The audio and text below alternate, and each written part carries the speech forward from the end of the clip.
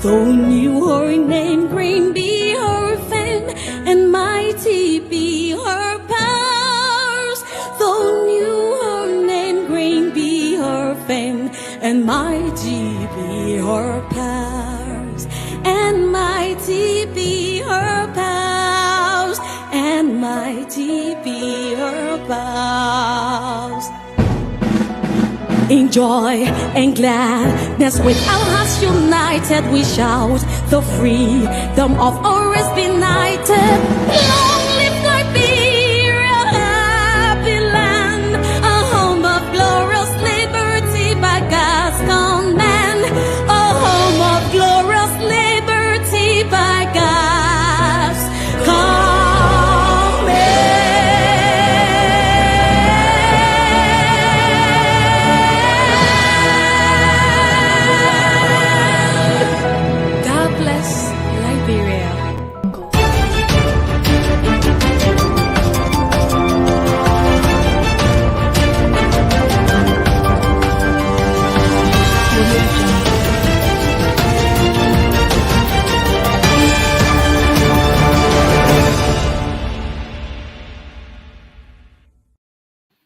Hello and welcome to Focus on Liberia. As always, Ansony Sieh, your host for our program, The Hour of Politics.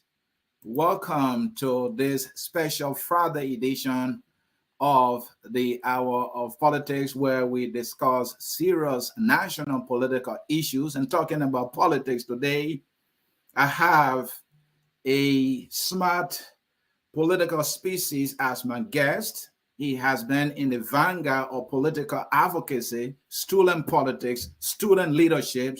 And talking about student leadership, advocacy in Liberia, we just saw something. A student of the Student Unification Party was brutalized by loyalists and auxiliary members of the ruling CDC. My guest, Sawoh, is a veteran of the Student Unification Party, and he served as a leader of, Liberia National Student Body, if I can pull it that way. He's from Oslo. He is here. He's comfortable. He's seated. He watched the video. Like me, he was like, wait a minute. Is this happening to my student? SUP. Is this happening to a student from the University of Liberia? He was in those wars. He played a role. And this is not what he advocated for. But let me welcome my guests. It's good to have you. And welcome to Focus on Liberia.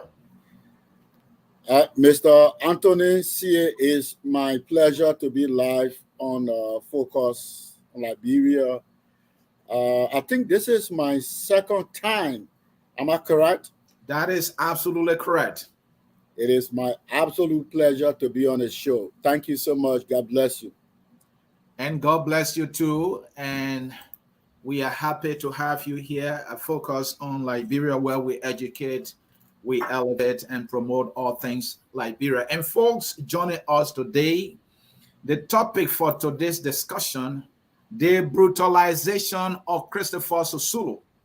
SUP, that is the Student Unification Party, and the CDC. My guest today has unique knowledge of the role that the Student Unification Party play in advocating for the political rights of CDC as a political party when it was in a formative stage. They were there as a student political party to advocate that CDC as a political institution had the right to exist. They did all that for CDC. And he knows the players. For him to have seen the CDC using an auxiliary, brutalizing a member of SUP, he wants to provide the contradiction and give us some history. And so that is what he's going to be doing for us today. And of course, I have serious questions for him as we go into the discussion. So if you are here, please hit that share button and let us get started. And Patrick has just moved to the state of Minnesota, where I am. He moved here quietly, and So let me take this time to welcome you to the Twin Cities. He netted, a professional job here. Welcome to the city of Minnesota. Thank you. It's my pleasure, man. Minnesota is seems to be one of the beautiful cities states in the U.S. That's correct. I've been here a little over a month, and I love it. And thank you so much, Mr. Sieh. I guess we got to meet today. We have to meet today. I have a lot to learn from you, and I think those who are listening today and those who will be listening, after the show, we learn a lot from you. Let's get started. Let's start with this that we saw on July 26th. The country witnessed a disturbing scene as video clips of the brutal attacks against Christopher Walter Sisulu civilly of the Student Unification Party spread across the internet. From your vantage point, and as former leader of OSU and member of the Student Unification Party, what actually happened? How this happened? First and foremost, I would like to use this medium to say thank you to you and the team, the management, this platform. By the way, Dennis Ja is a good friend of mine, but a long time away, he just threw me away. So, but however, we talk that. And I also want to use this time to welcome all of my followers. I'm also live on my page. Okay. So I would just say to you that I'm live on Focus on Liberia's page, Facebook. Go on Facebook.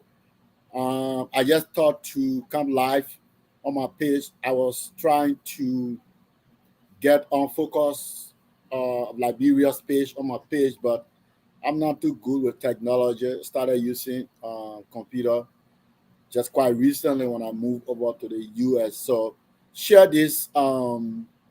It's gonna be. I'm gonna give you a lot of stuff that you never heard about the CDC.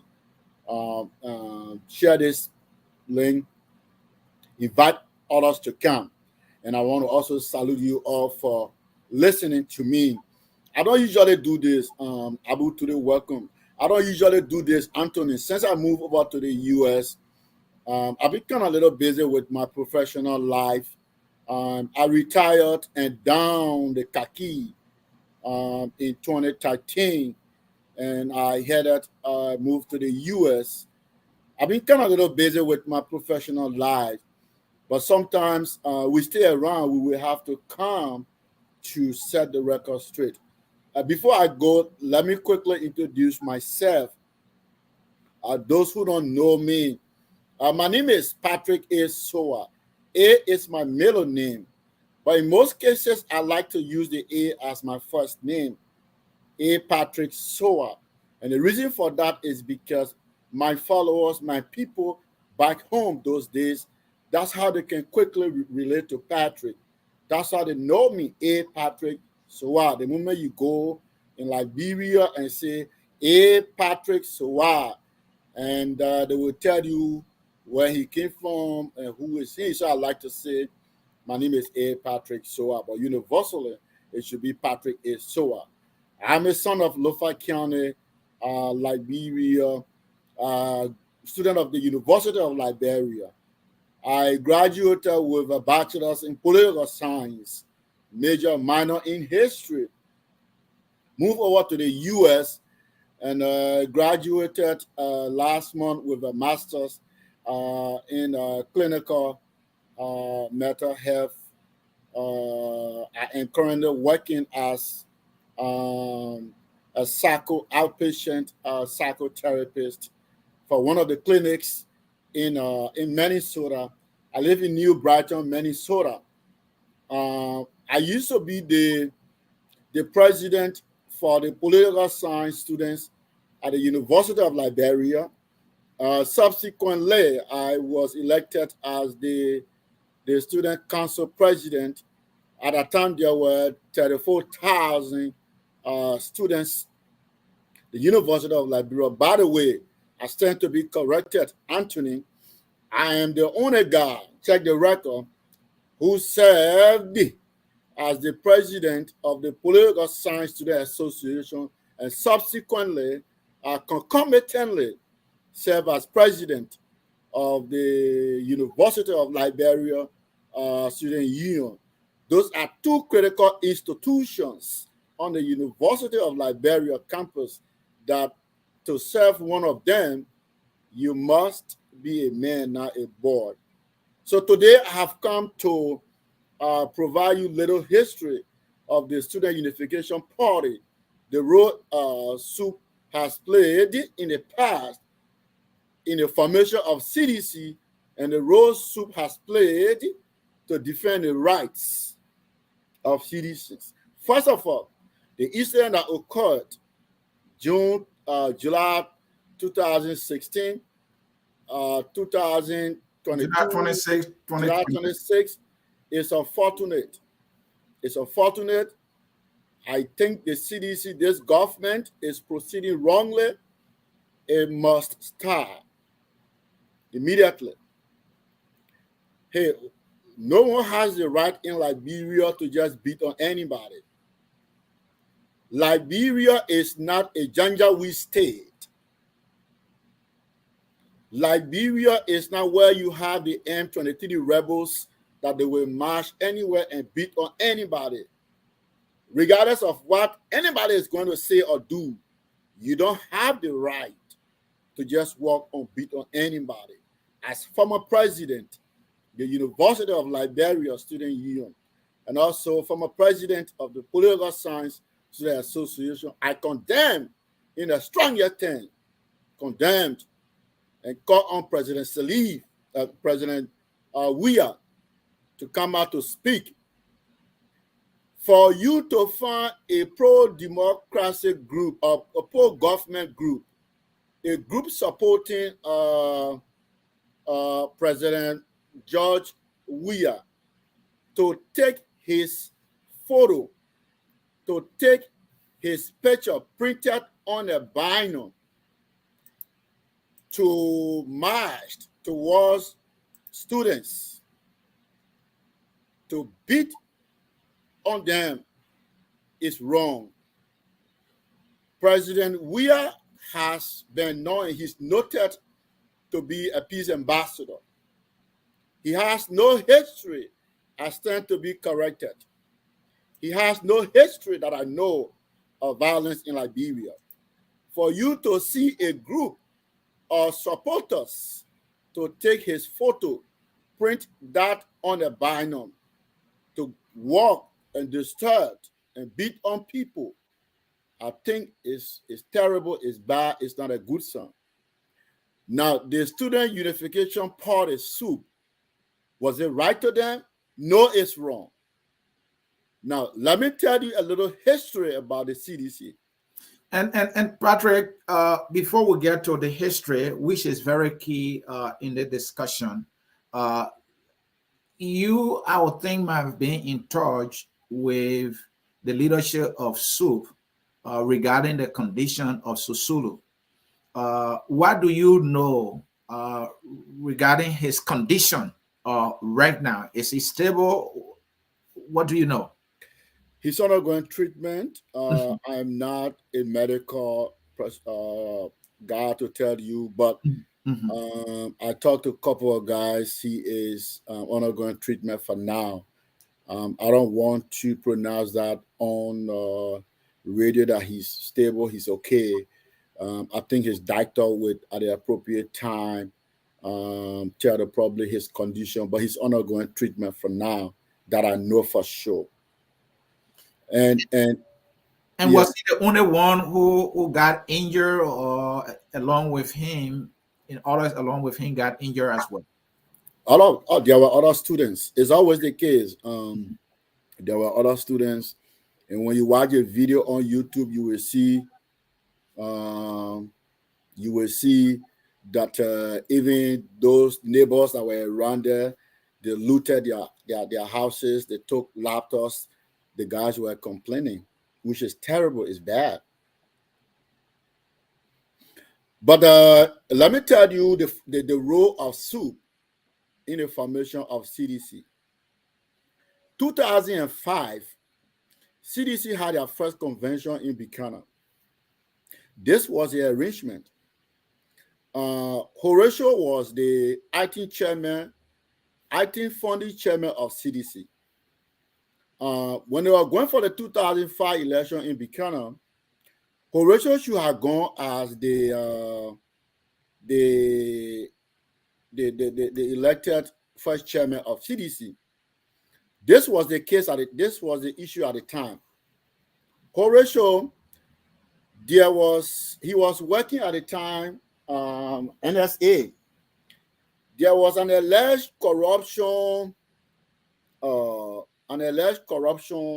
scandal at that time behind him. So CDC said that, hey, the election is coming.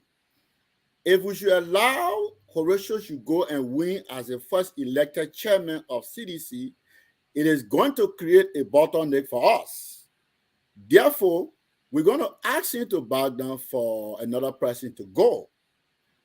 That is how you see Ko Bangalu came as the first elected chairman, the founding chairman of CDC.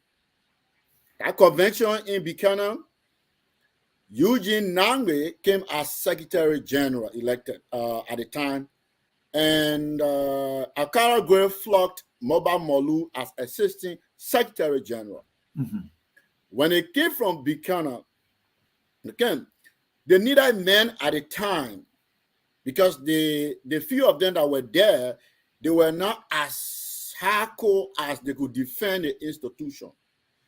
They needed institution, they needed comrades, they needed brothers that they would drink from their fountains to help to push their agenda. The Student Unification Party at the time, our institution on the University of Liberia campus, served as an inspiration for them. Now, when they came from Buchanan, Akara Gray, there where you see today when they calling him the general, there it started from. But then, Akara Gray he was the head of the Kwesi department, SDA. Almost all of the young guys at the time, the late Valai Dole, other guys, they passed through Akara Gray's tutorship. At that time, Gray took all the big words from the UL, catapult, categorically, emphatically. He was one of the voices at that time that defended the CDC when they came from that convention. They never had men. Akara Gray, couple of the guys at that time who could on the radio call, they were Akara Gray, Ambula Mame, Francis Grant, Tupa Emmanuel, Austin Kula Victor. Those were guys. But they needed inspiration. They needed people to guide them. They needed institution. Now, when the 2005 general and presidential elections came, Ellen Johnson Sirleaf won. CDC boycotted the inauguration. This is where Ko Bangalu got his trouble from. It was said that CDC should not attend the program. They agreed. Now, I think Ko Bangalu attended the program and they booted him out. That's how he got his trouble. The fight started in CDC. The only institution where those guys, at that time, they could not even assemble at their party headquarters. The Student Unification Party on the University of Liberia campus. There were the guys used to come. And at that time, we were leaders. We were young people leaders. We were leading the fray at that time. We never had problem whether they were part of SUP or not. We provided the way for them. Now, after that, when they went the CDC, their convention in 2000, Sidiki Fofana, I don't know whether he is personally, Sidiki Fofana was the first founding youth chairman of CDC. Sidiki Fofana. When it came, they needed men. There is an institution called the CDC Response Unit. I don't know whether they still have that. The formulation of that institution started on the University of Liberia campus. Samuel Sikor is in the US now, and I will give his number to you. Sikor discussed that because at that time, they were lacking men. They will hear the likes of Patrick Sawoh on the radio. They will hear Anthony Williams. They will hear other guys, but they needed men to defend. There were very little that could defend the CDC. That intellectual unit discussion started right under the political Paravahot. When it went to Geraldine Doe Sheriff at that time, they agreed that they should have that stuff. Let me call you the leaders of that CDC, that intellectual response unit. 1 minute, let me get my stuff. Your charger, right? Yeah. Yeah, please get the charger for your computer. And folks are watching us here. This is the Hour of Politics. I'm Ansony Sieh hosting. I have with me as guest Patrick Sawoh, who is a former student leader at the University of Liberia, a member, and usually they will say veteran of the Student Unification Party. He is giving us the history of SUP advocacy for CDC political rights during the time CDC started as a political party in Liberia, and that SUP leaders, SUP as a campus-based political party advocated for CDC political right, for CDC to exist as a political institution in Liberia. And why is this history important right now? Because this is the very CDC that is now mounting violence and attacking the Student Unification Party in broad day on cameras and even right before the U.S. Embassy. The CDC, the Student Unification Party, advocated for. The Student Unification Party helped in so many ways for CDC to survive as a political institution in Liberia.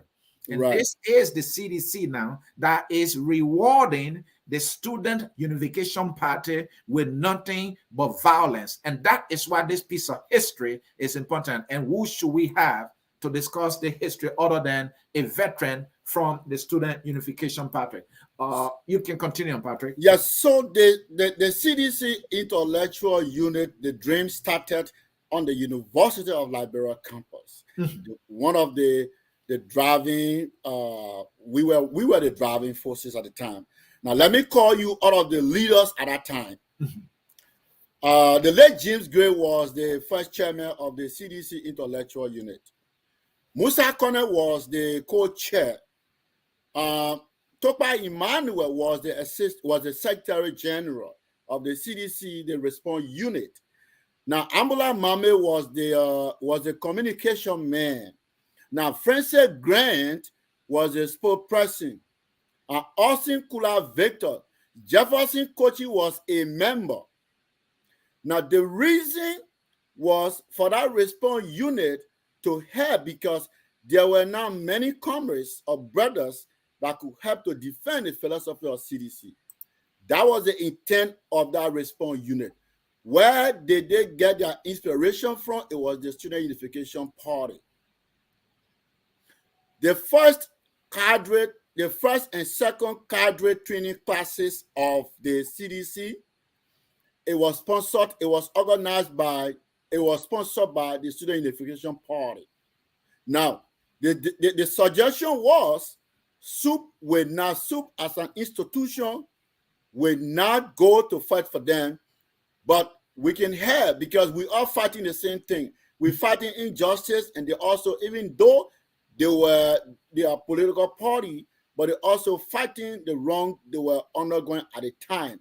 And SUP has a philosophy that injustice to one is injustice to all. Injustice to CDC, regardless of who they are, is injustice to SUP. Therefore, SUP has always been, it will be under a revolutionary mandate to chase after injustice anywhere. Let me tell you that one of the instructors of that first and second cadre training classes of CDC, Joe Wallace. Joe Wallace. Where they had the first class, it was on the 14th Street, Ambassador Weah's, on the 9th Street, Ambassador Weah's house at the time, Ambassador Weah. And what specific training were you providing for the CDC at the time? And what was the goal of that? It was to teach them how to engage in struggle. How to, when you call on the radio, you want to defend your institution. The first thing you have to do, you call your name. My name is A. Patrick Sawoh. I call from this place. I've called to register this concern. Because at that time, there was True FM. We named True FM Radio Kigali. Patrick, Hannah, Smith, Toby, they could cut you off when you call on a show. So when you call from where? When you call and you want to deal, when you call, you want to deal with the regime that could cut you off. Which regime at the time? Ellen Johnson Sirleaf, after when she won 2005. Okay, go ahead. When she won. Are you talking about the Smith Toby, who is the deputy presidential president? He and Patrick Hannah used to be on the show there. Okay. So we were tactical. When you call, before you call your name, you would have to. So we were teaching the comrades those days how to stay struggle. Like when former President Ellen Johnson Sirleaf went to AMU, there were comrades that I will not call their name. They are in the regime today. We taught them how to protest. Do not hold your placard in your hand. Put them under your pants, put your shirt dress neat. Put your placards under your shirt and stuff. Pretend that you're going to attend the program, and right after she's about to speak, stand up, take your placards out, and protest. And that day, it was not easy. They ran behind the comrades. No one was arrested. So what you are saying, hold on, Patrick, let the audience follow. All you are saying here is that one of the things that you taught the CDC as Student Unification Party, an institution, was to show them how to protest strategically for them to succeed. It was not really sanctioned by, it was just hardcore comrades like us. It was not a party like SUP going to teach them. Members of the Student Unification Party. We were leaders at that time, and we were friends with all of them. And this is where people have blended us as member of CDC. And this was all voluntary training, or voluntary stuff. I come into everything. Okay. And this is where a lot of people have blended us to be. We are member of CDC, because those days we did not delineate, we did not dichotomize between who is CDC and who is not. We embraced the guys. We all struggled together. We all did everything. So it was not whether the party is going to say SUP has sanctioned, but we leaders, cadres, could help. And that's how you see almost all of the songs and slogans of SUP is being used today on the national scene. Now, when they got trained, like I said, those that were active, that CDC response unit, while Jefferson Kochi was a member, he was even expelled from that response unit. I don't know why he did not do. We condemned it. Was he one of those that got training from those of you who volunteered from SUP? I am not sure Kochi was in our first and second cadre training classes. Okay. But Topa Emmanuel, this guy, Siko was there, and other guys were there. There were a lot of people there. That was the first and second cadre training classes. Now, when we came, 2011 election was coming now. 2009. This is where I want you to listen. Group of CDCians were giving support to Unity Party at the City Hall. There were about 20 in number, group of them. Jefferson Kochi went Mayor Kochi. Do you care to name some of them, Patrick? Those sedition at that time who were supporting Unity Party. They wouldn't want to hear it now. They wouldn't want to hear it now, and some of them are personal friends of mine. Some of them are in government now. Let that go.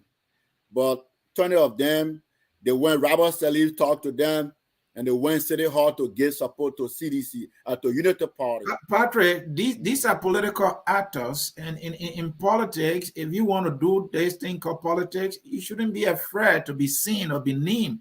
So why you don't want to tell us about these individuals? No, I'm not afraid. I just feel that it's not important to those guys.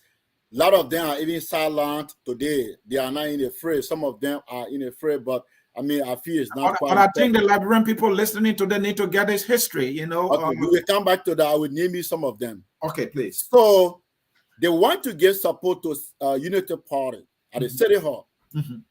I called Jefferson Kochi, by then Mayor Kochi. I told him he ran and he came. Mayor Kochi now, Jefferson Kochi went to City Hall, he alone. He disrupted the guys, the program. He jacked the banner they had printed on the CDC giving support to UP. Jefferson Kochi did not run to CDC COP headquarters. Jefferson Kochi did not run to CDC's headquarters. He ran strictly to the Student Unification Party headquarters on the University of Liberia campus. And guess what we did? SUP protected him the same way you saw those guys were running behind Comrade Sisulu that day. That's how the guys from Unity Party were running behind Jefferson Kochi. If they were to grab him, imagine what would happen. Because he disrupted the program, he jacked the banner, and the guys were running behind him. I was honored the Parava Hut that day speaking. SUP protected Jefferson Kochi. We asked militants to get those guys from on the campus. The question is, why if we have allowed those guys to grab Jefferson Kochi at that time, what would have happened? Would there be a Jefferson Kochi? And you're going to continue with the history here. You are talking about Jefferson Kochi, who was protected by the Student Unification Party. He went to the Student Unification Party for rescue. He could not even go to his own party headquarters. This is the very Jefferson who has given instruction to the CDC COP to do anything to stop SUP from protesting, to the point that comrades of SUP got brutalized. What's going through your mind right now? I heard that. I would call Jefferson Kochi. He's a brother of mine. I heard that. I'm not sure of it. I will call to confirm it. I heard that. But this is what, and if it is true that he did that, are you kidding me? And before you continue on, Patrick, I know you heard that, but I'm sure you know Ben Believe Toba Jr. My understanding is that he is the chairman of the CDC COP, and he wrote on his Facebook page, on special instructions from our supreme leader, Jefferson Tamakoji, we carry out attacks against UL students, SUP, this morning. Next time, we will use live bullets. Okay. I will still have to talk to Kochi to confirm that. Kochi is a group. Are you expecting that he will agree that, yes, he gave the instruction, or what? I mean, I would just have to play my role as a leader to just talk to him about it. But this is the point. This is the point. We rescued Jefferson Kochi. Those guys did not beat him. We bought him water. He drank. We took him to the party headquarters. We allowed him to go home. Nothing. Why CDC could not do that to Sisulu? Why, if we allow Unity Party guys at that time to manhandle Jefferson Kochi at that time, Mayor Kochi, what would have happened to him? There was a debate 2009 under the political Parava Hall. It was between Unity Party and CDC. The guy who was defending CDC. And what the debate was all about, first of all? It was about, who is the best, who got the best, who should be the best leader, President Weah and Ellen Johnson Sirleaf.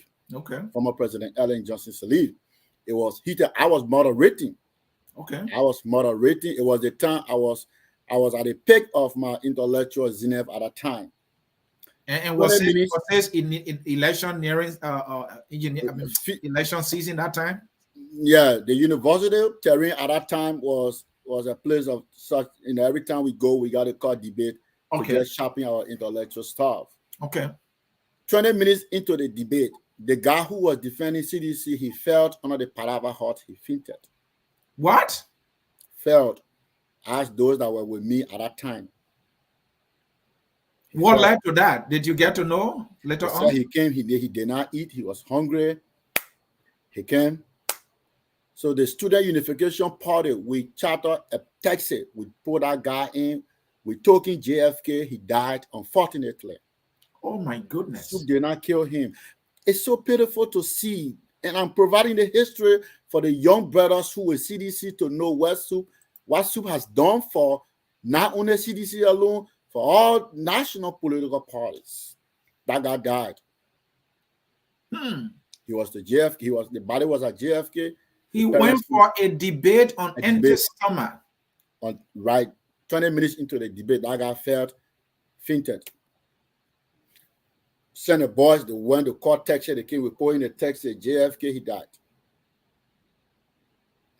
March the 2nd, 2011, Anthony Pee-wee was a hardcore citizen. This guy was on his way to Fendel to attend his classes. There was no way to get a car to go to Fendel. That guy decided to ride a truck, Ken Moto. Unfortunately, the Ken Moto somersaulted, the 4 tires went in the air. That guy, he died on the spot. Oh, wow. I will show you the picture when we're going to bury that guy. If you give me 1 minute, I got a photo of it. All right, you can do that. All right, folks, bear with us here. My name is Ansony Sieh. I have with me a Patrick Sawoh, former student leader and member of the Student Unification Party. And Patrick is giving us history of the Student Unification Party's advocacy for the political rights of CDC as a political institutions and members and leaders of CDC that stood by. At the time, President Ellen Johnson Sirleaf was in power and the CDC was again all odds politically in Liberia.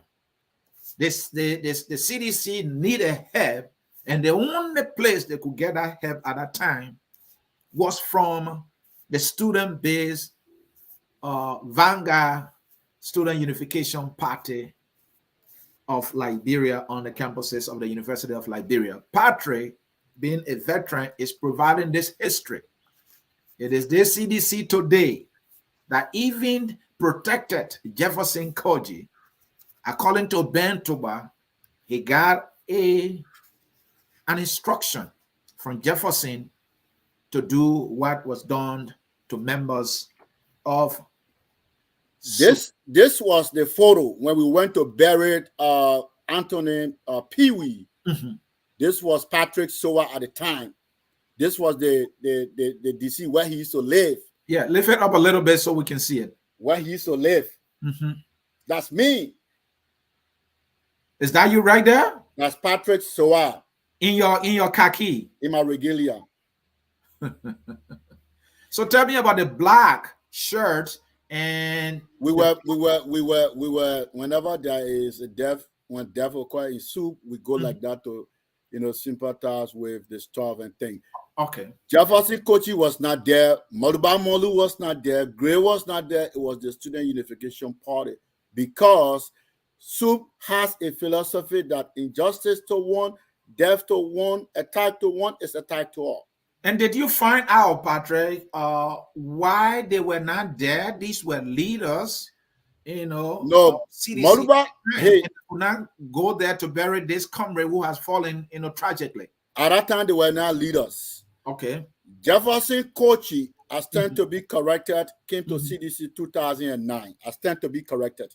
How did he come to CDC? He did come through Rufus Nouvel. Rufus Nouvel 2005 won on CDC's party ticket. He went in the house.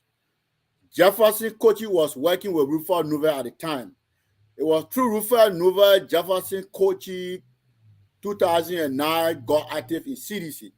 In fact, that was his first struggle, one of the first struggles to go and disrupt the unity as a young militant. Moluba Molu, after 2005, when he went to the convention, he contested against Gray as Assistant Secretary General, and he was flogged.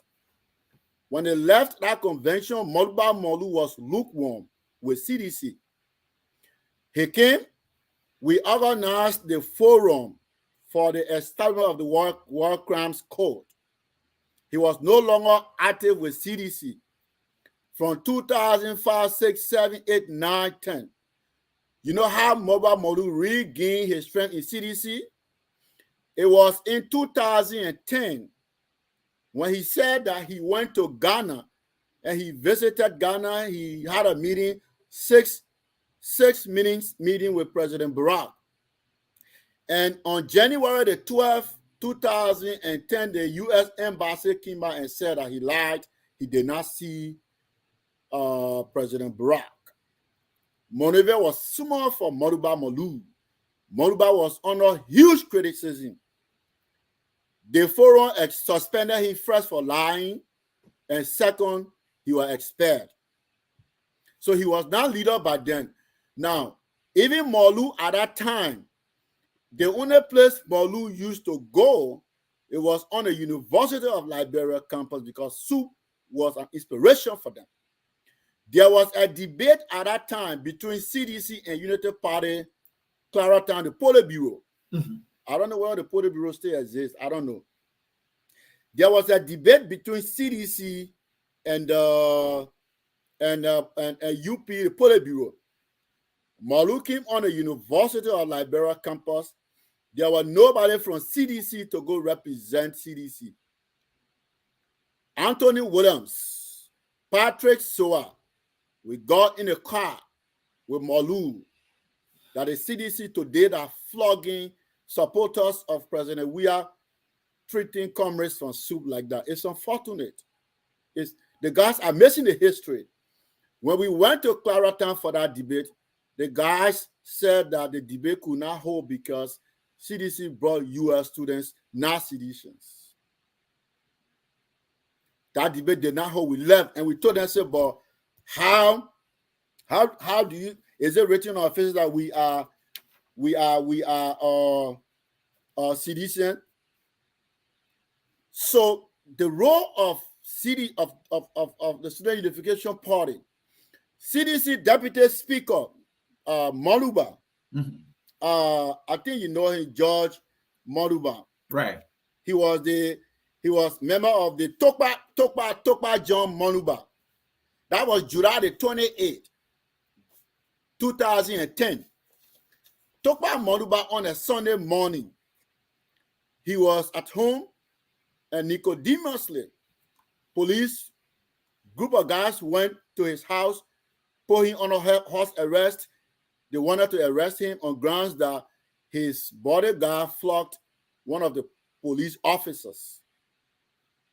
I called Moluba Molu and told him, before then, I was on my way to church that morning. I was in my church clothes. When I reached at the scene, I called Molu. I took my church clothes out of my shirt. One guy was standing behind me. He had on khaki. I gave my beautiful coat suit to him, and I asked him to give him his khaki after the struggle. As soon as I handed the coat suit over to the guy, the man escaped. And I wore the khaki. I started the debate. In less than 20 minutes, Tokpa Emmanuel came, Bess Salito Montgomery came, James Gray then were around, but they were kind of little comrades until they came. Moluba Molu came at the scene. We raised noise. That guy was not arrested that day. So again, before you continue, that was members of the Student Unification Party preventing an illegal arrest of CDC government official at the time. Because this person, you said he was deputy or speaker. He was the deputy speaker. At the representative at that time. Yeah, a member of CDC. He was a member of CDC. Speaker. And the Erling government was in the process of arresting him illegally. Yes. And then member of SUP, you included, leading charge at the time, said, no, this can't happen. And you were able to put that off. We put it off and the guy was not arrested. And later on, the guys brought my khaki. You hear me here? When they brought my khaki, they brought my shirt, everything. That was me because I sent for it to the house. They came for me at that time. Wow. Okay. He was not arrested. And that's what I'm saying. The guys are forgetting the role of the Student Unification Party. 2000, when President Weah said that he did not graduate from high school, that was one of the critical moments in the life of the CDC. Okay. At that time, you could not find many people who could stand and tell you, say, I am a CDC, I'm part of CDC. This is where I respect Greg. And this is where I call Greg is called the general. He has never made his voice. At that time, you could not find. The debate was heavy on CDC. The late Greg used to call me Prezzo, senior brother. All odds politically were against the CDC. What's that? I said all odds at that time. At that time. Were against the CDC. Yeah. And that respected political actors in Liberia could not identify neither stand with the CDC at that time. In fact, schools, high schools, the propaganda was so heavy to the point that high schools teachers were telling students not to, because it is a bad precedent. The University of Liberia, they called us to a meeting, and they said that President Weah should not be allowed to speak on the University of Liberia campus. And Patrick, hold on, Patrick. This narrative against the CDC at that time during the Salif, administration, was it something that was being pushed in some way by the government of the day, just to minimize the CDC chances at the time? Exactly. The government at the time, everything was masterminded by them. And SUP sees injustice to CDC as injustice to all. So SUP said no. Even you, Anthony, see it. If SUP hears that Anthony is attacked, we will come there for Anthony. Now, that debate, the University of Liberia authority, they called us to a meeting. They said, President Weah, CDC, we should not give them credence on the University of Liberia campus. We told them no. If you want that to hold, Unity Party should not also speak on this campus. The following week, you think you had a good argument at the time? Oh yeah, we were just social justice, academic freedom, and peace. If you say Patrick Sawoh is ugly, also be brave to tell Anthony Sieh he ugly. Just be straight. That's all we wanted. President Weah, at that time, the next week, the university authority hosted Unity Party. They said they had one of their members died. They had a program on the UL campus, the auditorium. You told us that we should not allow, because at that time the argument was the University of Liberia campus has become so political that they wanted to depoliticize the place. That was the argument they brought to us. But they emphasized on CDC. We said, okay, good. If you want to depoliticize the University of Liberia campus, then let it be all political parties, not only CDC. When they hosted Unity Party, the following month, CDC Gray came. They wanted to use the Parava Hut to speak. The university authority said, no, they can't speak under the Parava Hut. Gray went to the belt, to that UL belt to speak. They said, no. We didn't talk.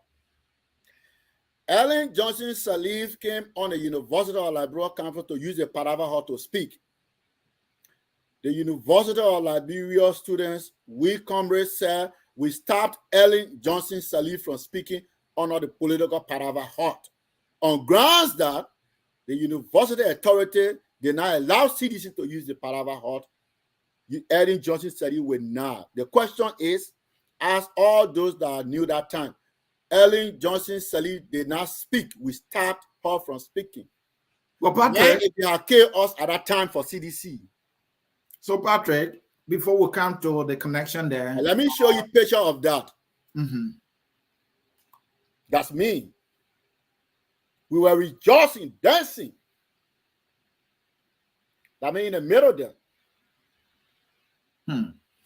So you as SUP succeeded in creating a balance, A because balance. if you are saying President Weah as a political leader of a political party cannot speak here, Right. then the same should be for Ellen Johnson Sirleaf. For Ellen Johnson Sirleaf. And so, but then the narrative, Patrick, was that President Weah was this high school dropout, and the University of Liberia campus being a place of learning that promotes education. And so, how could you allow somebody who did not graduate from high school to come on the campus of the university, and this person is serving as the political leader of a political party? That was bad precedent speaking in terms of national leadership. So, don't you think that was a good argument that President Weah was not qualified to speak on the University of Liberia campus? I mean, that was the argument they brought. But even at that, it could not hold water because there is no law. The act that created the University of Liberia that says that high school students should not speak on UL campus. They brought that to us, but we told them it was not. The University of Liberia is a microcosm of the larger society. Okay. So there's no law that says that a high school student should not speak on the University of Liberia main campus. So they brought that argument to us, we defeated them. So how then, Patrick, do you look at coming forward here today? So this is the George Weah CDC you advocated for, but this George Weah today is with Ellen Johnson Sirleaf. And this is the George Weah whose party auxiliary is stopping SUP from even entering the campus of the University of Liberia, because a verified report that we received at Focus on Liberia, SUP was initially scheduled to arrive at the UL campus to initiate their protest there. But according to Ben Toba, Jefferson had given instruction, and they even arrived, the CDC COP arrived on the university campus, and they were able to be at all the entrances just to prevent SUP from entering. The question here is, Weah, who you defended against Ellen, is with Ellen.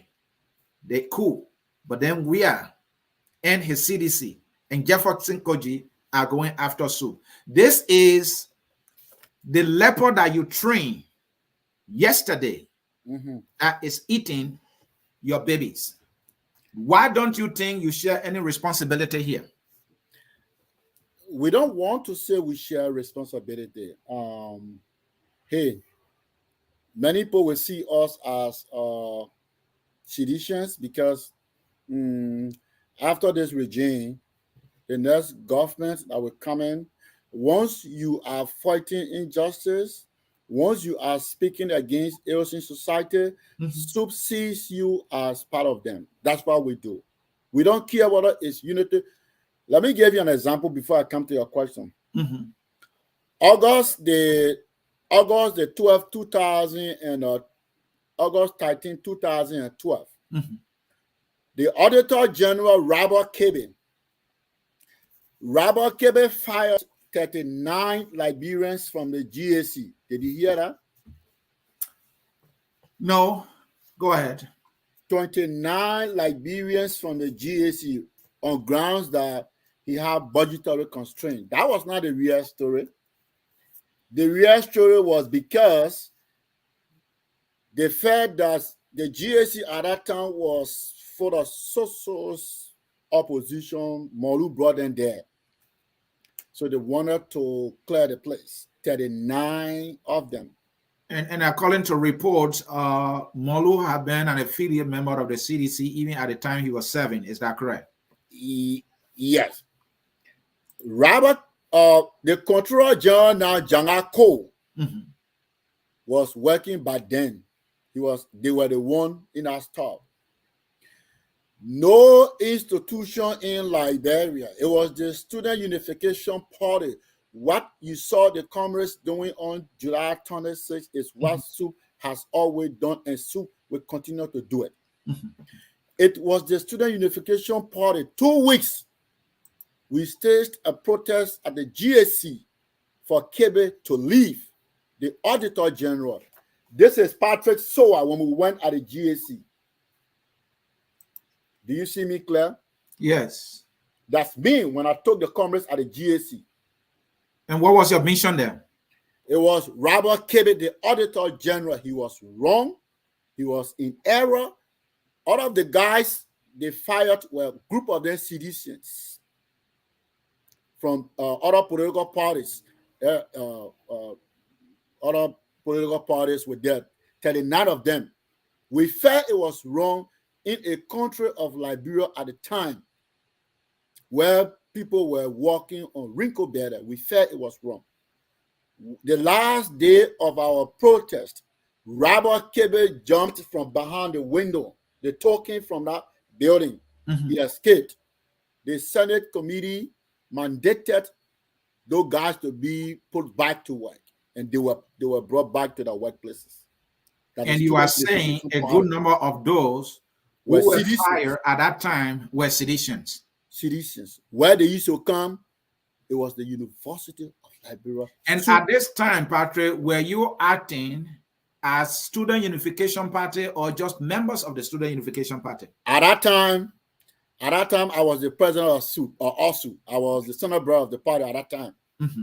We went there. I have just resigned from being president, the Political Science Student Association, mm-hmm. gone to ASU. I was there.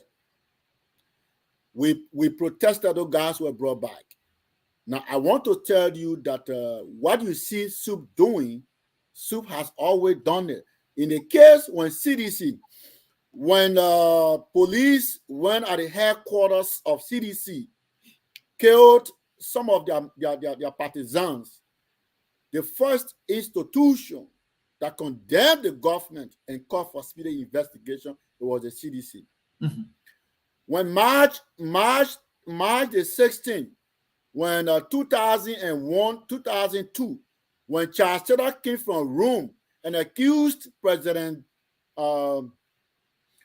accused George Weah, but then President Weah, if you remember, Charles Taylor said that President Weah or George Weah wants to become president. Mm-hmm. I remember that 2001 to 2. Exactly, I remember that. Yeah, when he came from Rome, the only institution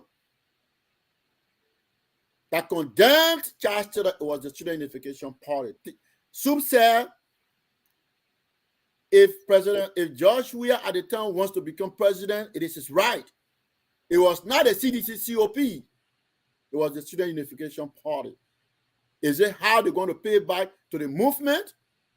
Is it how the political neophytes, the Janjaweed militias, M23 rebels, is it how they're going to pay back to the Student Unification Party? What do you mean by Janjaweed militias? The ruthless guys who can brutalize people in Sudan. And you call them political neophytes. What does that mean? They're just coming in. They don't understand the terrain, the political stuff. They don't know. That's why. So I provide a history for them to learn, and they will know. They will set a record straight. But Patrick, sorry, you did all of this for CDC in order to see justice and fairness in the democratic space. But it's appearing to me as though that you were looking for some form of reward, but the CDC is actually giving you what you did not expect. Is that what it is? Or if not, what it is about now? It has always been like that with SUP. Okay. It has always been like that with SUP. And that's what I said. SUP is and SUP will be. We're not doing it because they were citizens. We are SUP did it because it is the job, it's what we do. Whether they pay back to us good, whether they will pay back to, and let me tell you one thing, that the junior brothers you see today that are unafraid there on the University of Liberia campus, mm-hmm. saying SUP, they are not just all, that's not just all to SUP. SUP is more than that. We are the background. Since I've been in the US, you have not heard me on issues like this. Is my first time. It's because I feel that this regime is proceeding wrongly with respect to how they are treating the Student Unification Party. SUP has been there for them. SUP has been there for everyone. Where SUP sees injustice, SUP has always gone for that. So the president must speak. There's a need to call a meeting immediately with the party to speak to the Congress to make sure that the brother, Comrade Sisulu. Is there an organization consisting of all the veterans of SUP? If that is yes, this is serious. This has gained international attention. There has a propensity to really paint our country in a serious negative way, and it actually has. What is SUP veterans? What are you guys going to do about this? Because this is a member who got brutalized in the faction. If you can't do anything now, when are you ever going to do something? And this is not the first time. We are condemning and we are talking. It's not going to be like that. It's always been talk and condemnations, and these talks and condemnation don't yield any results in actions. Individually, let me tell you what I'm doing individually at my end. Okay. I wrote a formal complaint to our senator yesterday, the office. Okay. Senator Tina Smith. I formally complained. I'm waiting to see. I learned that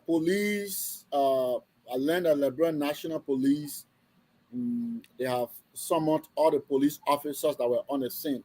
And the most frustrating thing is... You think that makes sense? You think that is serious enough? That's what we're coming to now. Okay. There were police officers there at the scene. One of them, if you watch a YouTube video, he was even laughing. Yes.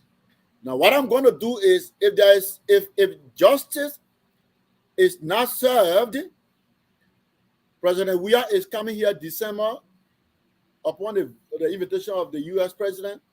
We will be in Washington to express our disenchantment. Will you write the U.S. president? Because sending your letter to the senator means something, but what would mean more would be maybe sending a letter to President Biden to reconsider his decision of inviting this president. And talking about your letter to the senator, did you include the YouTube video displaying the violence against this young man? Yeah, that's one of the things I did. I did the video and called on my senator to forward it to President Biden. The next thing I'm going to do is, I'm in line. I'm fighting to speak to CNN to let them know what's happening. This is wrong. This is wrong. There's no government that I know from Charles Taylor time, Ellen Johnson Sirleaf, though, that has ever scraped naked. Ever. This is the first time. It is wrong. Every time, last night every time I see this video, I am broken. It's terrible. This is similar to what Prince Johnson, the senator who is friend with Molu, who is your friend too, the senator who is friend with President Weah, whose party you protected, the senator who is friend with Jefferson Koji, the guy you protected. This is a very behavior he exhibited against a president, and that is what the CDC is doing today. And the whole thing, it is, yes. And like I said to you, we did, sometimes I sit and ask myself, why if we went with our bare hands, Tony, why if Ellen Johnson Sirleaf soldiers would have killed us on that day when I stood in front of the SSU guy, I stood when the guy got a gun like this, and we said Ellen Johnson Sirleaf will not use the palaver hawk. Why did they have killed us? President Weah called me during the 2011 general and presidential elections. Before that time, that was my first time meeting him at the house ERWA. I went there. Does he know you now? Oh, yes. I met him. We sat outside. Has he called you saying he's got elected? Oh, no. Have you written to him some recommendations how to govern our country properly? I mean, I have attempted calling a couple of the guys. They don't pick up my call. I called Monuba Molu. He picked up my call twice since then. No. Jefferson Kochi, he has picked up my call a couple of times. Now I'm not getting him. Have you talked to Tue and Mange? These are the ringleaders. I have Comrade Tue's number. I've called him. He has not responded. I visited with Comrade Mageo when I went to Liberia. He was on his way going somewhere. We chatted for a couple of minutes. Did he promise you anything? He's known for making promises that he can't keep. No. But here's the point, Comrade. Here's the point. Okay. Here's the point. What we want to say is that, hey, if you want to go any part of Liberia to stand to say that President Weah has turned Liberia into Michigan, it is your right. If you think that Liberia has turned to Michigan under President George Manuel Weah, it is your right. Go for it. What we don't tolerate is to run after other people to flog them because they said that they should fix the country. It's wrong. And where was that group yesterday when the Student Unification Party? And I'm not hearing any of the guys. When we went to 2008, I was part of the forum. We went to the capital. Edwin Melvin Suno was the speaker at that time. Yeah, I think Suno. We went with 10,000 signatures to present to the speaker for the War Crimes Code. Kofi Annan came at that time to speak, to visit the lawmakers. Maluba Molu, by then he was the head for our movement. Police came to flog us. We escaped. Molu, at that time, the only place they used to go when they crossed the road at SUP on the University of Liberia campus, because we were, and how you see up to this time, I'm part of, with the exception of the Student Unification Party. I'm not part of any political party in Liberia. But because those days we hang out with the guys, we all struggled together, we supported them, we did this, people see us as, oh, even my man Dennis would say, ah man, that's a CDC man. That CDC man. I mean, that CDC man. That's fine. Because we stood yesterday. Dennis has never said that. He would not say that. So that I'm just joking. I'm just kidding. I'm a man. Patrick, let me bring something to your attention here, because, this is the Student Unification Party that has stood with CDC, protected its political rights as a political institution, that saw injustice against CDC and would do everything to defend the CDC. The Student Unification Party has the history of protesting against ills in the society. Right. It had just planned a protest named and start fix the country. And we all can agree the country definitely needs fixing, right?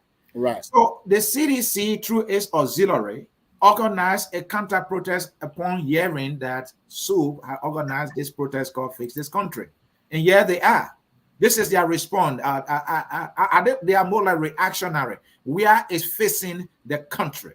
A nationalistic assembly to appreciate productive progress on July 26. So this is the sitting government that is conducting a July 26 celebration, but at the same time is using its auxiliary to prevent dissent from a group, from an institution that helped it to survive, right? Now, they are saying that the Student Unification Party was engaging in violence. They accused them of so many things. So we will roll in the video for you to listen what they are saying, because they too have an argument.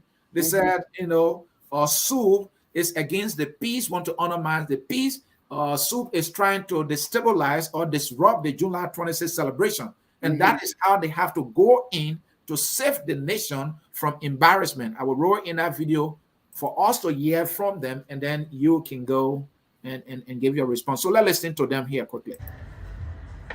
Citizens of Liberia, men and women of the Fourth Estate, we bring you greetings from the bulwark of patriotic and intellectual consciousness.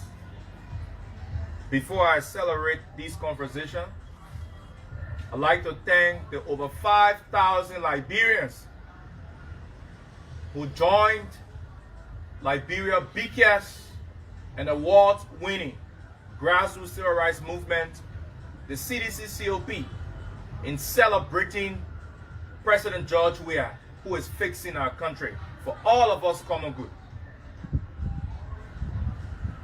We want to say thank you for coming up in your thousands and celebrating your president. CDC Council of Patriots condemns the insensitive opposition community of Joe Boakai, Alexander Cummings, and Benina Ure for a well-calculated and sponsored attack at the peaceful assembly of citizens at the U.S. Embassy near Monrovia. Proves the barbaric burning of tires and encourage the campus-based social club to utilize and appreciate the free tuition program at the University of Liberia and desist from being an opposition tool in throwing stones khaki kids. Fellow Liberians, the CDC COP in its strongest terms vehemently condemned the collapse and butcher act orchestrated by the compromise and failed opposition at the U.S. Embassy against peaceful Liberians that went out to present their petition to the American people. On the 26th of July, Liberia Independence Day. In our possession is video and pictorial evidences. Some of these evidences are already shared on the social media, and the secretary of our institution will make copies available to the full estate, especially for those who have not accessed the information for consumption. At the U.S. Embassy, pictorial evidences gathered indicates or clearly shows misguided pupils who gathered rocks and weapons in their standing position yesterday at the American Embassy. The unprovoked violence of Joe Boakai and Ure led to several peaceful students, community dwellers, and ordinary citizens that were cooking their 26th food to celebrate the independence being injured, and several damages occurred in the process. So there you have the CDC COP saying that it had gone to the U.S. Embassy to present a petition to the United States government, and that is why they were there. And somewhere there, he said, they are celebrating, they had gathered to celebrate the president of the Republic of Liberia. Yes. On July the 26th, when we should be celebrating the nation, he is saying they had gathered to celebrate the president of Liberia, and they are throwing the entire blame on the opposition community, specifically on Ure, on Cummings, and Boakai, that they are the one using the Student Unification Party as an opposition tool. They did not make mention of what they did to Comrade Sisulu. What is your reaction? Are they telling the truth here? I'm not going to respond. Are you hearing me? I'm hearing you loud and clear. Go ahead. I'm not going to respond. I'm not going to. Okay.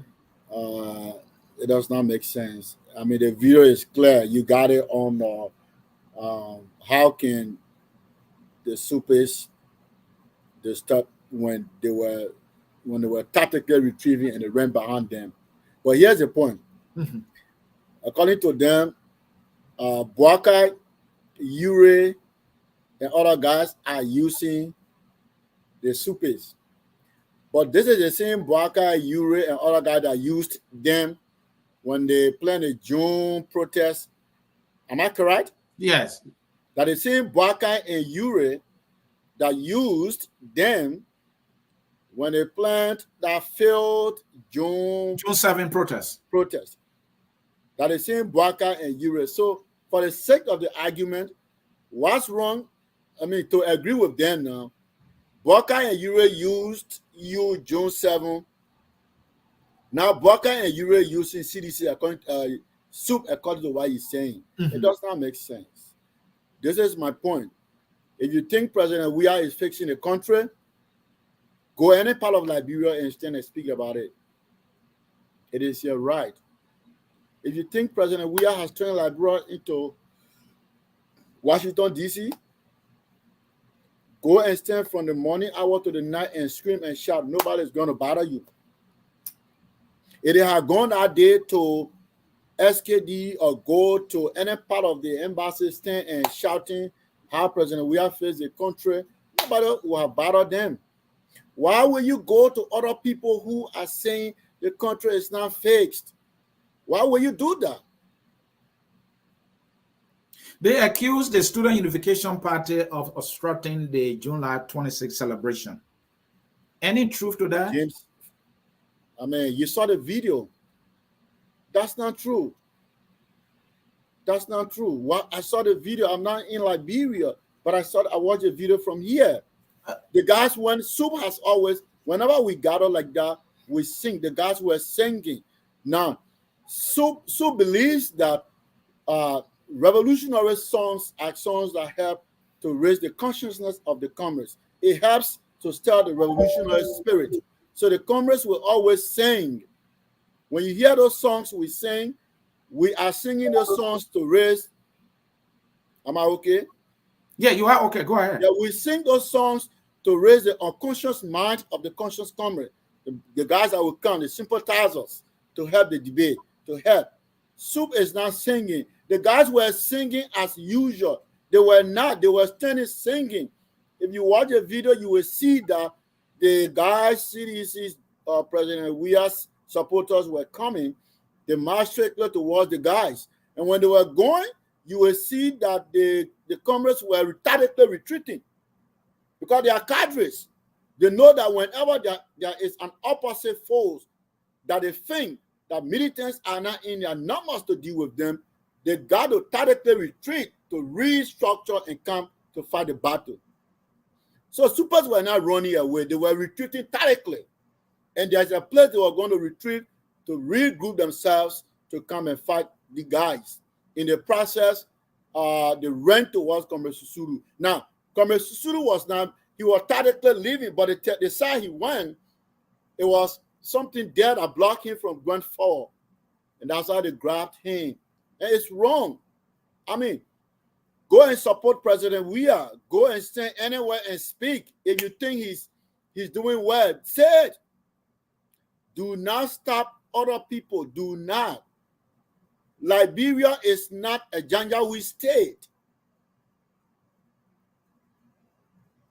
I'm not hearing you, though. Patrick, thank you there. Something I want to bring your attention to.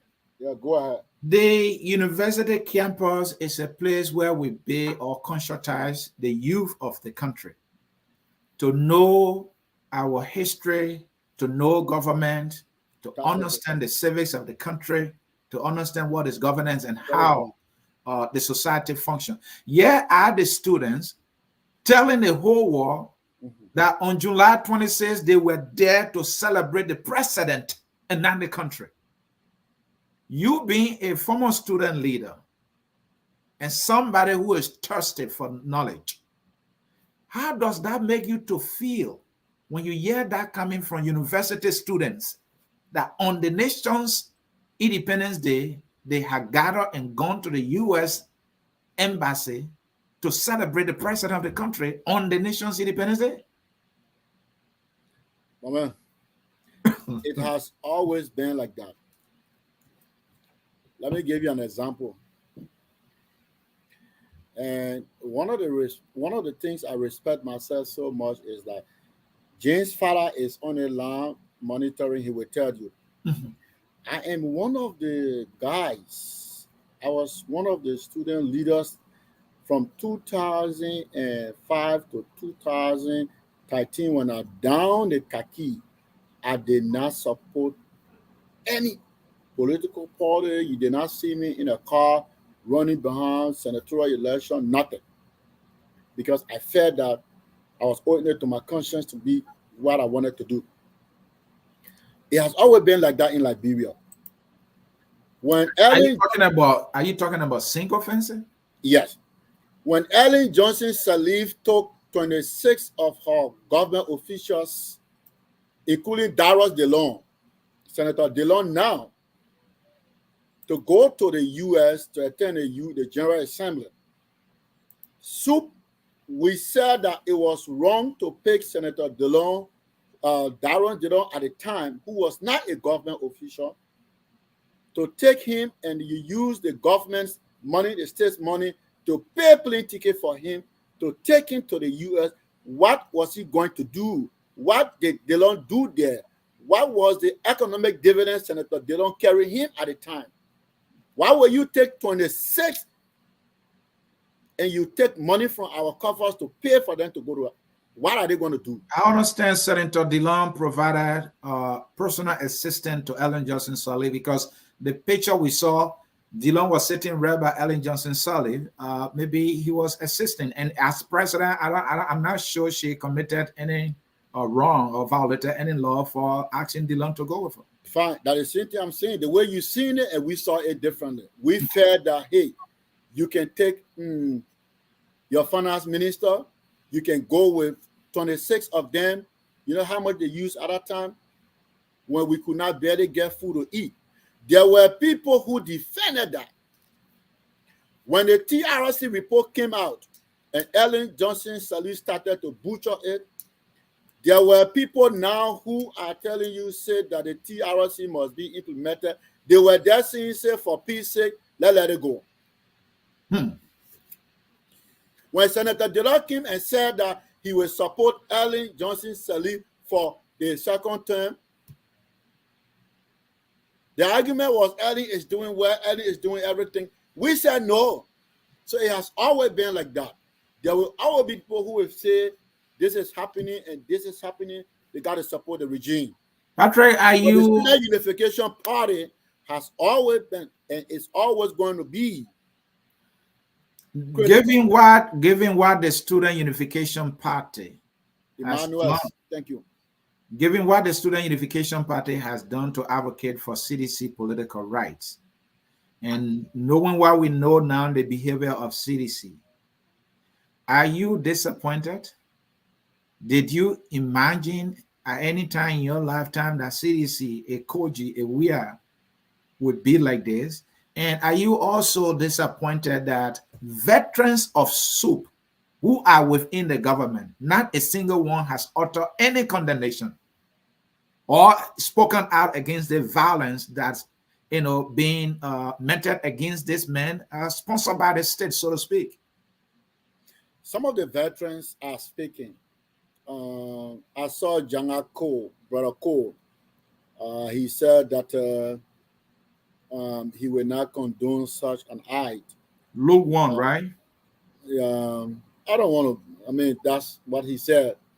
I saw Brother Williams, George Williams, Alex Williams said that he does not. A lot of them are coming out to speak.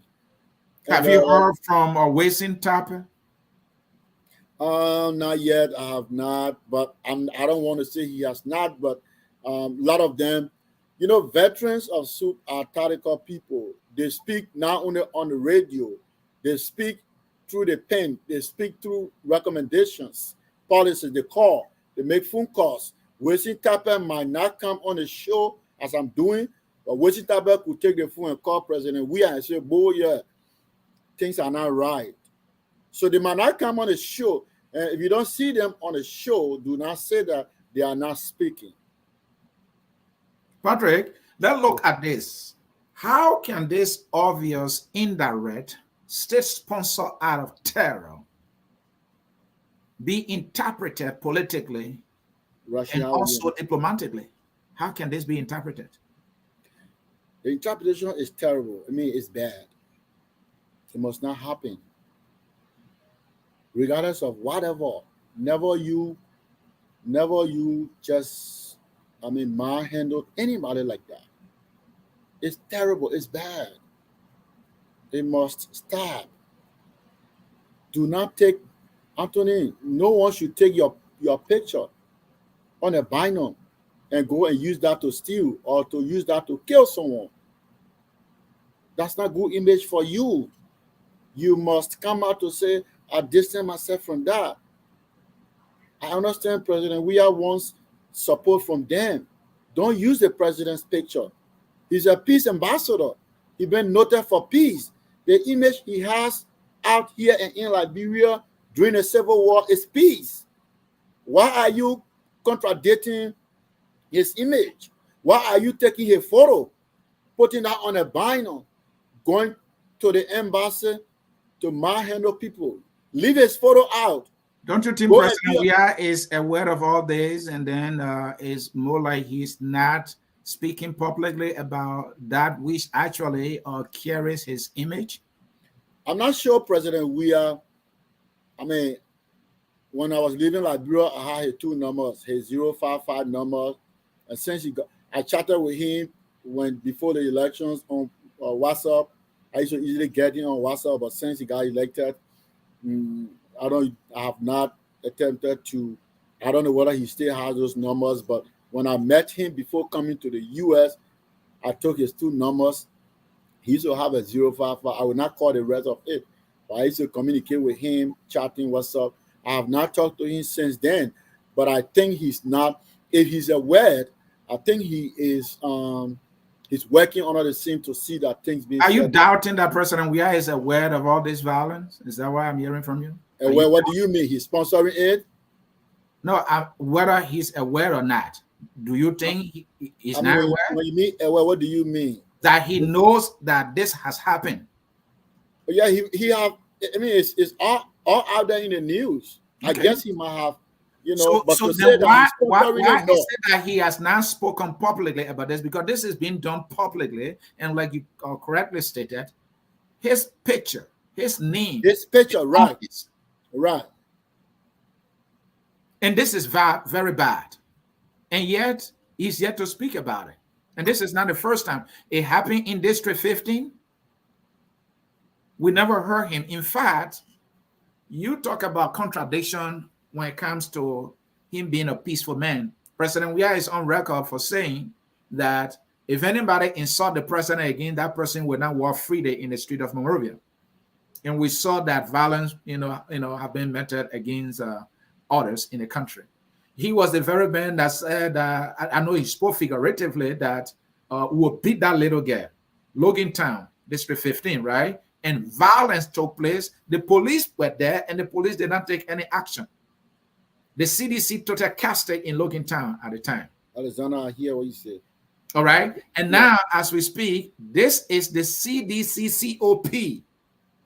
This is an auxiliary that carries the president's party's name in front of the U.S. Embassy, Merton violence against. And they are even having a press conference, say they were there to celebrate their president. And President Weah is quiet. You think he's not aware? Should he speak? Are you disappointed that he has not spoken?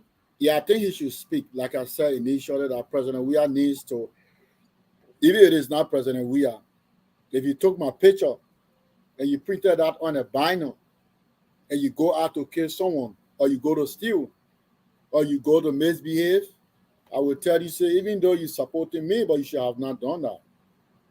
He needs to. President Weah needs to come out to speak. I agree.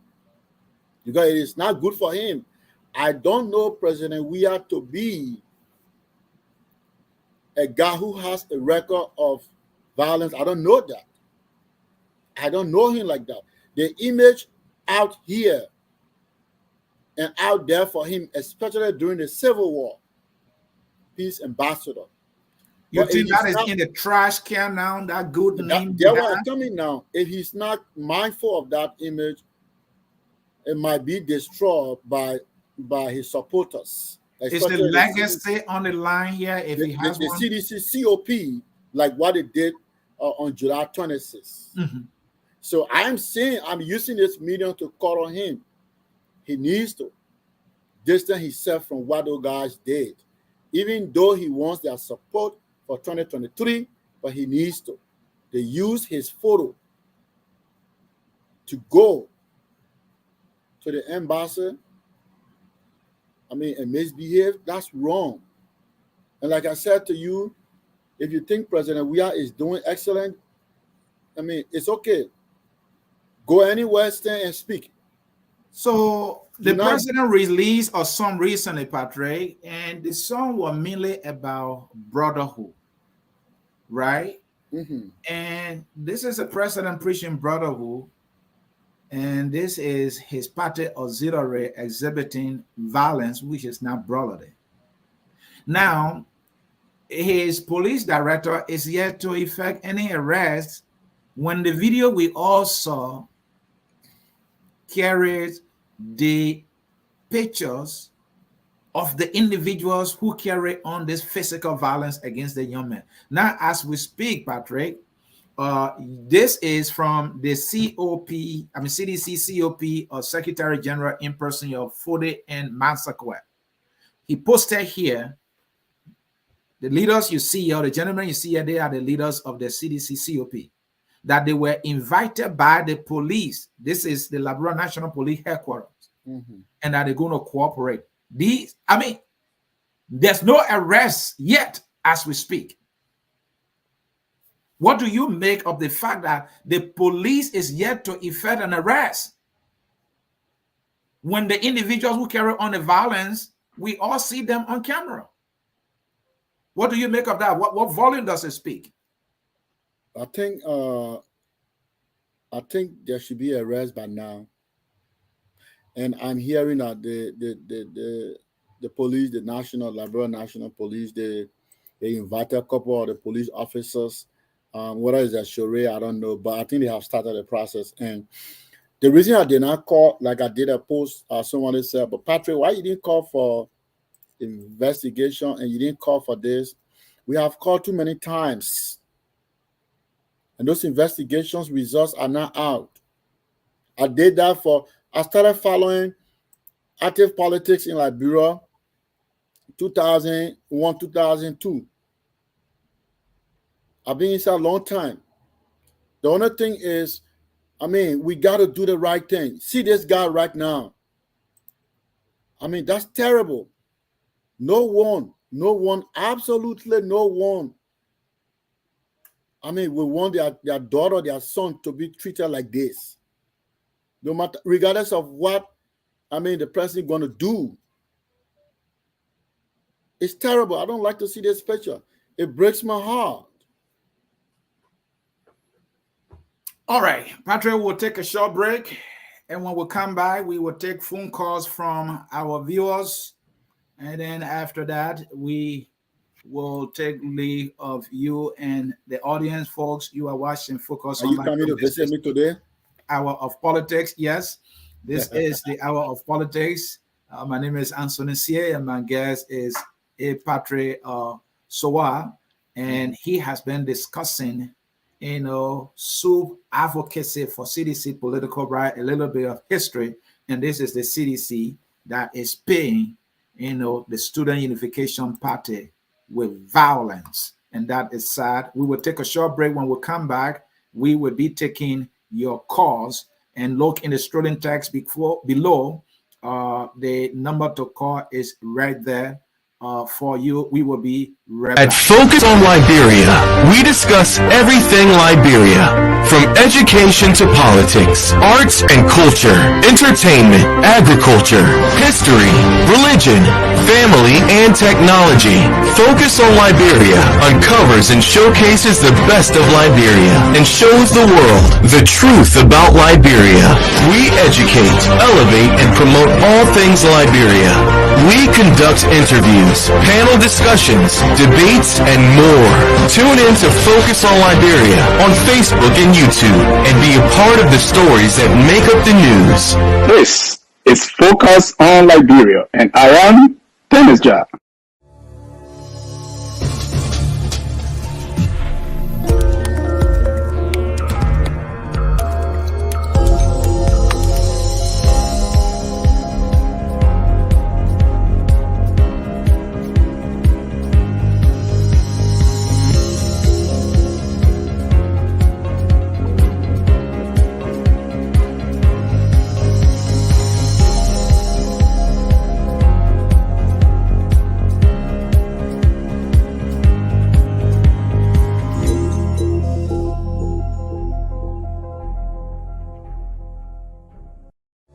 What if money can do?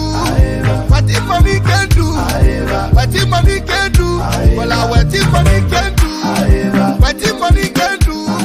What if money can do? This August, the All Liberian Unity Festival comes alive in New York City, USA. The 3-day event will run from August 26th to the 28th. It promises to be a whole weekend of festivities with top Liberian artists rocking the stage. Activities to include county meet soccer games, red, white and blue welcome on the boat, the Red Carpet Award Night, and the Invincible 11th Mighty Barrow will be climaxing the weekend as we barbecue together. Come and see the Lofa Judem, the Bassa Judem, the Pella Judem, Nimba Judem, the Big Time Judem, the Grand Judem, and the Congo Judem, the December Judem, plus all other Judem rocking the boat and the award nights, including the Black American Judem. Don't forget our Swiss Judem and the NGO Judem will be there too. What are you waiting for? Do your reservations now and be part of the first ever Unity Festival in the city of New York. Come rocking your national colors and repping your county. Our jerseys will be out soon. For more information and reservations, contact 9299556227.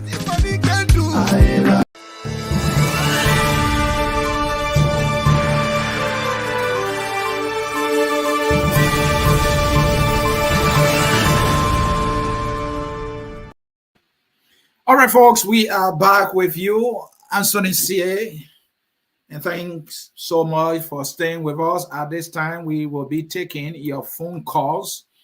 Let me see if there is a caller. We don't have one as yet, so that is okay. Folks are not ready to call here. And so let me see if I can read some comments. This one is from Seattle T. Townsend. I only took issue with his apparent confusion over the word aware. That fun. Anyway, let me leave it there. Like, yeah, from Florence, you are absolutely right. There where he speaks from. Are you guys going to speak to the issues here? Let me look for comments that might. Let me see here.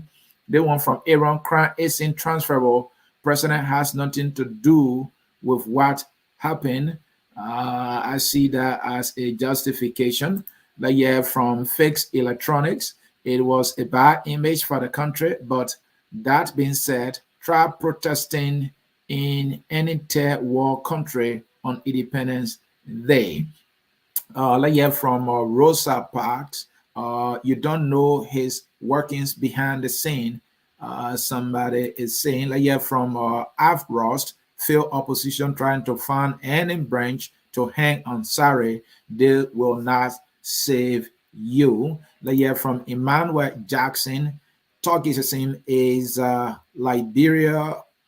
Turkish in Liberia will not end. This is the modus operandi of a gangster paradise. All right. Let's hear from this writer, that is Man Siata's son, Mohammed Gandhi, Linsu president, has never made any public statement. Let's hear from Samuel King, Moses Koyan, you are a disgruntled, persistent, arrogant, miserable, frustrated, incapacitated element. Let me leave this there. This is complete nonsense. Let's hear from Baton Kula. Yes, he did focus on Liberia FOL. You do not use government money for government meeting on a private citizen. That is Baton Kula responding to the question that I was asking for Dillon's attendance of that event with Ellen Johnson Sirleaf. Let's hear from Dempster. This is how you celebrate and appreciate the so-called we have fixed the country. These guys need to be arrested. That person writes. More comments here. Yeah, this one from Fixed Electronics, FOL, best in the business. Thank you for another wonderful show. Well, we appreciate your feedback. Bring some criticism too. We are humans and sometimes we drop the ball. See, you live in this country like you are not living here, that everything that happens, this is the president, you are funny indeed. Oh, yes, I may be that funny guy to you. But yeah, from my Hawasan, the CDC police officers blocked both sides of the street in front of the U.S. Embassy, thereby locking in the SUP members. Maybe they open up and allow the CDC in Malaysia and the WASH SUP members being brutalized. That is how the person there sees it. This one is from Christopher. Discover. I will leave that one there. This one is from Henry Doe. Christopher was a former student of the University of Liberia. I'm very sorry for the way he was treated. He no more student. What really carry him on the street? This person writes. I don't know about that. I don't know whether he's not student up to now. Let's hear from Sharif. I was on campus that very day and early to SSS, as it was called at that time, to leave the students alone. And she got in her car. Was there. Yeah, and she left the campus. Let's hear from Joseph or Control. Keep making the connection, Ansony. This guy is losing me big time with his disjointed commentary. How can you say that to my guest, my man? What you call disjointed commentary? The man is giving history, historical events, how the Student Unification Party protected the political rights of CDC. You're not paying attention. Let's hear from Prince Sharif. He's an ardent supporter of President Weah. He's a Weahian, I think they call that. Mine respect, Prezo. I advise that you reach out to the mayor, as you said. I was at AMEU, and how I know we benefited from the UL, and you personally, CDC will never engage in such acts. Let's hear from Fatiman Famula. So these young people are dying like this. She writes. Let's hear from Aman Sharif. Prince Sharif, man, move from here, man. Go and sue him now. I dare you. That person writes. Okay, just few comments there. A lot of comments, but we can't read them all. Let me see if we have a caller here. Patrick, we got one. Let's take this one quickly. Caller, are you there? Yes, hello. You are loud and clear. Let us hear you, please. Yeah, I'm Sarah calling from Texas. I agree with the brother in Studio One. I mean, some of what he said about, you can clearly tell that he's supporting the president, but at least some place he got his partisan hat off, unlike other people saying that the president should reach out and then they're using his silence. He did not say like he did. Like other people that say he doesn't know about it, like he's living under the rock. He's not seeing what's going on in the country. But I have a problem when people keep saying the president I know the president you knew before he had power. The you knew before he had power is a different person today. Like I think Michelle Obama said, if you want to know the true character of a person, give them power. Have tested power, he eats free money. Nobody will give it up so easily. That's what the people is not realizing it. You knew before you had all that power. He was the nicest person to you. We are in a country, he's not on the rock. You see all these things are going on.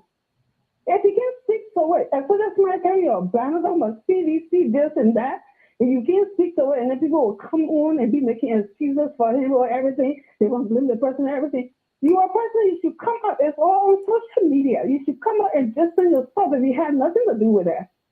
He's not doing it.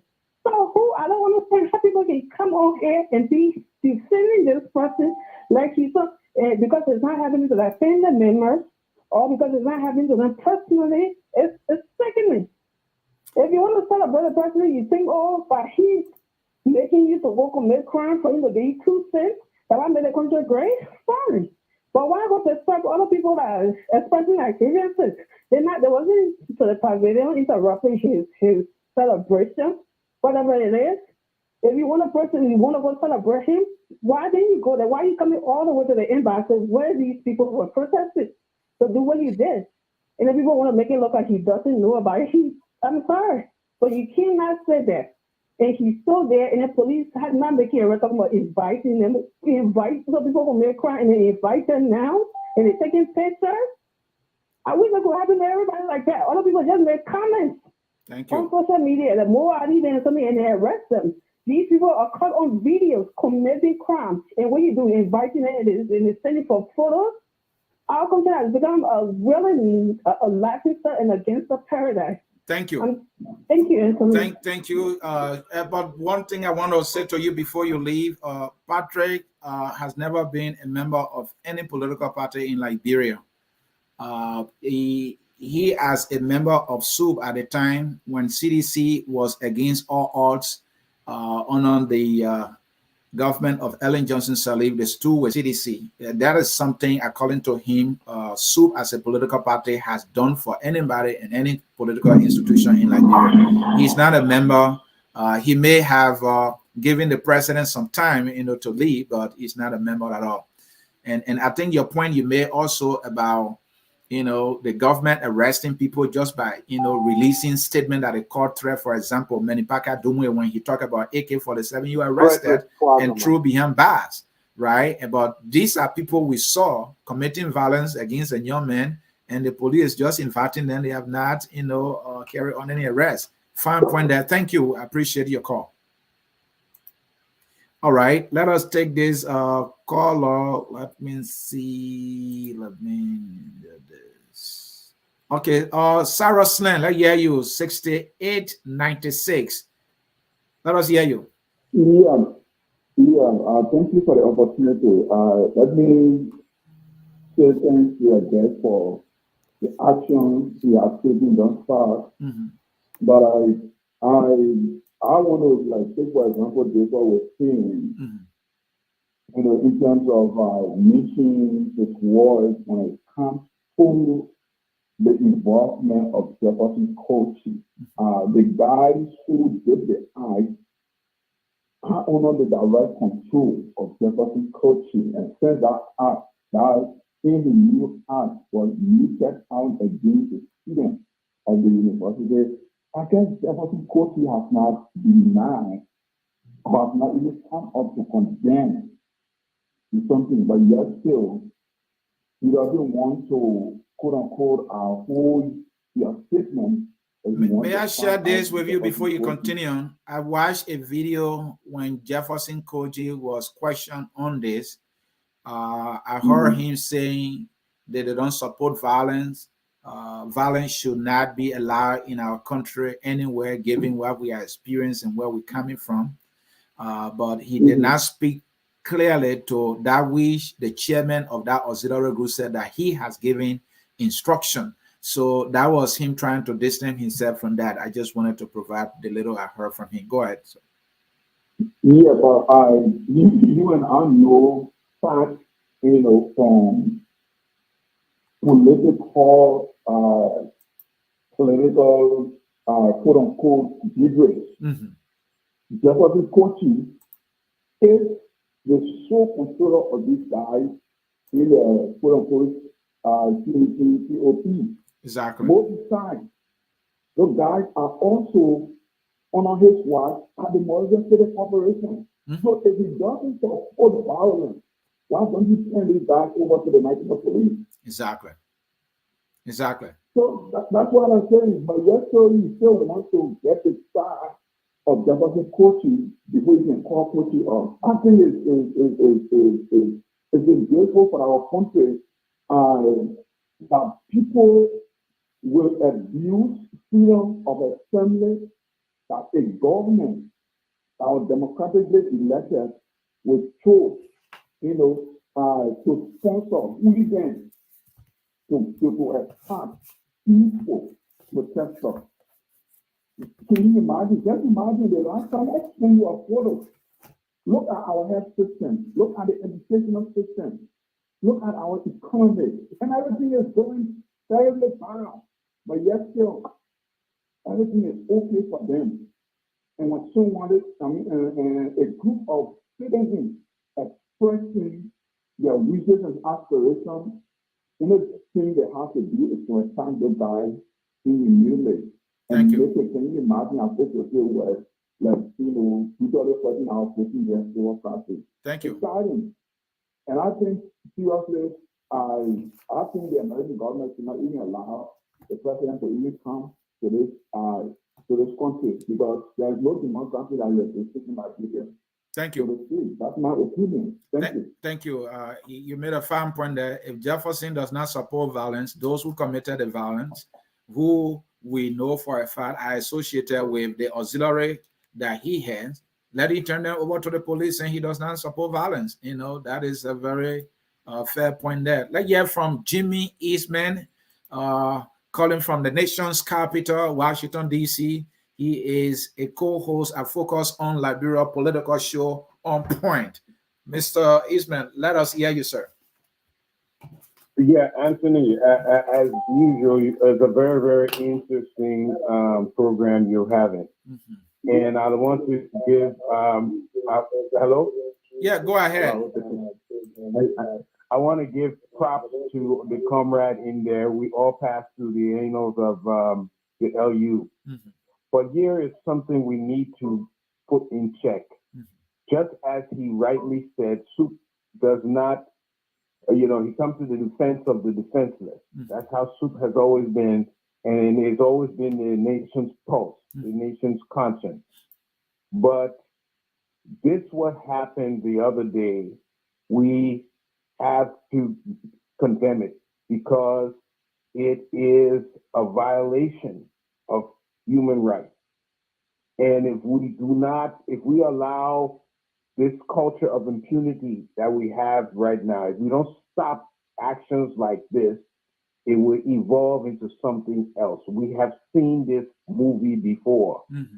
These sort of actions, culprits have to be brought to justice, or this will evolve into what we have seen before, people taking advantage of other people. And those who was the victim this time, I have seen last year, I like the comrade, I want to ask him, did he know about when SUP went to the campus of the University of Methodist University and committed violence there? Is he aware of that? And what is his position on SUP doing those actions? Thank you. Thank you, Jimmy. Yeah. Patrick, you got his question? Hey, please.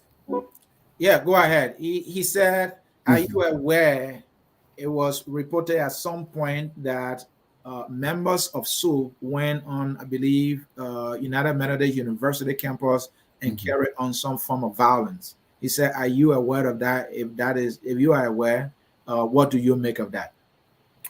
I'm not aware of that. You know that, in the U.S., we're so busy that sometimes we don't follow these things. But I know SUP to be an institution that has always condemned such an act. You saw what happened July 26th. Usually they will say SUP because the guys were coming to do what they're supposed to do. But I'm not aware of that. More than that is, let me talk about Jefferson coaching. The guys are saying that I don't want to squarely say that coaching is aware. I know Jefferson coaching as a brother personally. I can call him now. He's going to pick up. I've been calling him a couple of times, not picking up, but I'm not going to sit on this show to say that Jefferson Tambakochi is the one that asked those guys to do what they know. In as much I'm going to condemn the act, I don't have prima facie to that. I'm not going to. I have not talked to Jefferson Kochi. I'm going to talk to him about it. I'm going to hear his side. I will call. Do you doubt that he has approved of the counter protest? I'm going to talk to him about that. I've been hearing the claims and counter claims that he is the one that instructed the guys. I saw your piece. You showed that he's the one. However, as a leader, I'm going to call him. I'm going to call Moluba Molu. I want to hear that. I want to hear what's going on. I'm just saying that until I talk to them, I condemn them. As a leader, Jefferson as a leader, the youth leader of CDC, and this CDC COP being an auxiliary of the CDC and its youth, don't you think this counter protest that were organized and planned, t-shirts printed, banner printed with President Weah's name on it, you think Kogi did not approve of the protest? I'm not talking about the violence. He approved of the protest, isn't it? I don't want to say Jefferson Kogi is the sponsor of this group, and that's the reason I keep calling them supporters of President George Weah. Remember, I'm not saying CDC. I want to provide you the history of SUP, how SUP has defended CDC in the past, how SUP has defended the rights of CDC in the past. Now, I keep calling the guys supporters of President Weah. I'm not saying CDC gather and when they are supporters of President Weah. Who is behind them? I don't know. Who is their leader? I don't know. I'm speaking directly to what they did is wrong. They should not. And the CDC as a party must speak out. President Weah needs to come to distance his photo, himself from what they did is wrong. All right. Thank you. And thank you, Comrade A. Patrick Sawoh, former student leader, veteran of the Vanguard Student Unification Party. We appreciate your time and coming here and providing some historical events, narrating the Student Unification Party's advocacy for CDC rights as a political institution back in Liberia, and for you to also express your dismay in the satisfaction that CDC today is the one that is attacking the Student Unification Party and brutalizing some of its members. We will now give you the opportunity about a minute for your closing statement. Let's hear you. I'm going to give a caller who has been calling my minute to conclude. Can I do that? Yeah, go ahead. Okay, go ahead. Hello, can you hear me? Yes, you are loud and clear. Go ahead. Okay, thank you. Thank you, Nisid, for hosting the show. But my name is Ansony too. My name is My name is Ansony, not Anthony. So are you Ansony? Okay. It's a synonym, so it sounds similar. Yeah, mine is Ansony, not Anthony. Go ahead, please. No problem. I always follow the show. Yeah. And Patrick, thank you for relaying me. Thank you. So Patrick is a friend I've just met recently, but he's become a brother. He's very brilliant, intelligent, and he invited me in the show to follow his presentation. It's outstanding. I expected nothing less than that. But I have a contrary view, and this is why I think maybe it would take me maybe just at least a little 1 minute over the actual time, and I'm a few. Go ahead. That is very important. Okay, my name is Anthony Williams, and I call from the Twin City, Minnesota as well, where I reside with my family. We are all Liberians, and for some of us, not every one of us have that political orientation as student, whether it be in student politics or in the general politics, but we were all born and raised in Liberia my entire life. I went to high school, college, became a professional before I migrated to the U.S. in 2015. And, Liberia is segmented in the student body politics, segmented into two different forces. Students who went to private schools and students who went to the state university. But there is a pattern that is very familiar with most of the young people who attend the University of Liberia and participate in student politics. It's always some attributes that align with violence. And, I'm not trying to generalize. It's just the hard truth. You don't see similar characteristics being exhibited in students, like for some of us who go private schools. Not that we don't have this enchantment with the national government or the way things, normally proceed in the country. I'm a student of Cardinal University, all right? It's not that we don't practice student politics or we don't have issues with the national government. But everything is because it's assumed that people who go Cardinal University or other private university, their parents are in a affordable position, X, Y, Z. And so, no, that's not the truth. You know, there are other people who, like Findera Patrick, who is also a popular political figure at Seneca University, who comes from a poor family of many people who were sponsored by other people. And we all have similar, you know, disenchantment. We all feel somehow being misled by the system. But the approach that those from University of Liberia, the young guys, the way they approach issues have always been violent. And I'm just calling on the show to make a singular point. Graceful Day, your host is they say leaders in emeritus or how they call it. Maybe we take this advice, you know, and see if you could re-strategize your political ideology on the student campus of the University of Liberia, because it seems that the pattern is going to continue. Like you said, the student grouping union, this is activity that has been doing in the past, they're doing now, they will continue. No. Every society, as we progress, people need to rethink, re-strategize their ideologies. Your kind of activities of yesterday does not conform to the current realities of the day. Reason being, Liberia is not a post-war society. We have transitioned.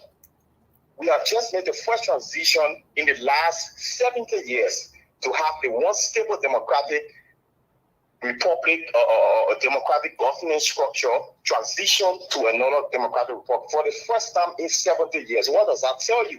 It means that the political system in the country is on a new trajectory. And so everything must be able to augment to meet that reality. But it seems that you guys, you know, at the university level in LU, continue to go with the same pattern as the country is making progress. Nobody is, you know, justifying the violence against any citizen, but we're saying that the certain kind of activities that you have been involved with years upon years has to change. There must be a new routine, because imagine a student body consider themselves to be militant. What does the word militant represent in a post-war society? Liberia is prone. There's anything that is associated with violence, it leads to, you know, a lot of things that we do not want to repeat history. So you guys at the leadership of student politics need to go back to this institution, to your people, and redesign new strategies that will be able to conform with the current realities. Because it seems like every other society that participated in civil violence re-strategized, but Liberia refused. And you guys are the same people breeding these leaders that will come into the larger society. Like, because Henry Costa posted that kid picture. I don't know him. Like I said, some of us will never grow up in student politics or that will follow the normal realities. But Henry Costa posted that kid picture. That particular kid that was, you know, that today is being considered a victim, have also contributed to victimizing other people, because he's one of the people who, those are the young people who people influence to go out and cause mayhem in the larger society under the banner of student politics. You send people into the street. I remember there was a time when Henry Costa influenced a group of young people to go at the JFK. The black traffic, the burn tires, the stone people, car got damaged. They stopped the entire economic process for that day. The entire economic activities in the country was unstopped because they took instructions from a politician or a would-be politician. Those people who cars and property was ventilated, did the government subsidize them? No. So what happened to them? So go back and tell your people the approach. Now we are in the transition. Our country right now is a post-war society. There is a transition. You must accept the transition and redesign new strategies to conform with the realities. Thank you. There's no space in like proper violence. And tell the young people, you stop using the young people as a political tool to achieve your agenda. It's not going to work, because at the end of the day, other people have realized that, no, we are in a different time. If you come out to protest and want to cause damage, we too will come out to protest. And that's just a reality. Thank you. Thank you.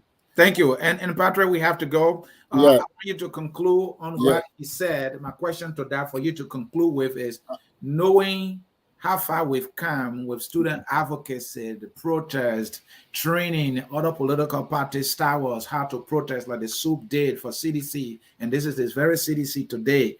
do you think there got to be a different approach now? Has this even helped us as a country in any shape and form in molding the minds? Because the world we live in today is about technology. It's about competition with skills. And now militancy anymore. Please conclude with that. Your take. Anthony, the word militants are not rebels. Militants are not soldiers. Maybe your understanding of militant or those are militants is confusing. So I have come to help you today to understand the word militant. A militant is an ideological defender, a man who defends the intellectual property of Africa's oldest student mass-based movement, the Vanguard Student Unification Party. So get it straight today, Anthony Williams. Militants are not rebels, they are not soldiers, they are ideological defenders of SUP. Now, to get power or to get power from the oppressed or the oppressors, you got to go with force. You're not violent. SUP is not. Anthony Williams, there was a time on the University of Liberia campus, the name Alhaji William, Alhaji Fokpa Yakbaro could not attend the University of Liberia. Only the Williams, the Jenkins, the Days, the Student Unification Party was the one that championed that struggle. So SUP, the way you see it, that's how you think. And hey, if there is injustice anywhere, you want to go advocate. I mean, the oppressors are not willing to give you freedom. It's not a bread and butter stuff. It's not, a counseling. It's not where you're going to marry make. You got to struggle for freedom everywhere in the world, not only Liberia. I mean, so I understand how you see it to be, but the picture you have created in your mind for SUP is wrong. You see militants to be soldiers, to be fighters, rebels. No, they are just intellectuals who defend the property of the party. Thank you, Comrade Sieh. God bless you. I look forward to such a program anytime. And we got to meet today. Thank you. And we will meet today and we will drink some wine. Thanks so much. And thanks so much for honoring my respect. Thank you. Invitation. Folks, this is how we will come to the end of the broadcast. Protest is a right guaranteed by our Constitution. The right to express dissent is a fundamental tenet in a democracy, and it must be protected at all times. It is like a debate. You can disagree, but you must respect the other's right to disagree. Disagreement should not be a ticket for violence against the one you disagree with. That is the beauty of politics, because no one has monopoly over knowledge. You may have an idea, but it may not be best. The other person might have a better idea, or yours might be better. Yours might be better. The other might be better. And when you put it together, you get the best. Don't we all want the best? That is the essence of disagreement, of debate, of dissent in a democracy. I just hope we will come to that point one day as a people. And that is the responsibility of our government and the governance to protect the governed and not to abuse them and not to make violence against them indirectly. Their responsibility is to protect the governed. The governance must take that responsibility serious. It is called you there, you protect me, and you provide the basic social services so that the society can thrive and so we can live in harmony.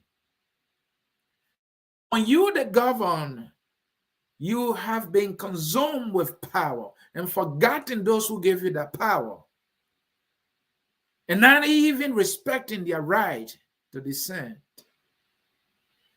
then of course we will get violence, and that's the last thing we want. The violence against Christopher, there's no way it can be justified. We condemn that, and it's a shame that that image is going around the world today. Let us stand against evil. Let us speak the truth, and let us stand for what is right.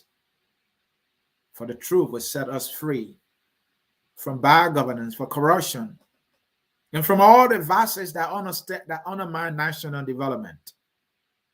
The sun says we are all Liberians. That sun is taking us home as always here at Focus on Liberia. Enjoy that sun. Catch me in another time.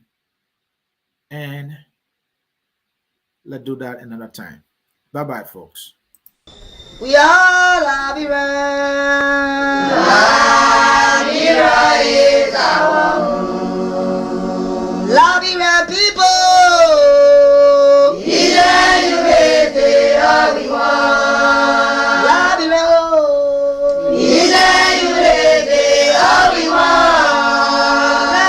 Liberia.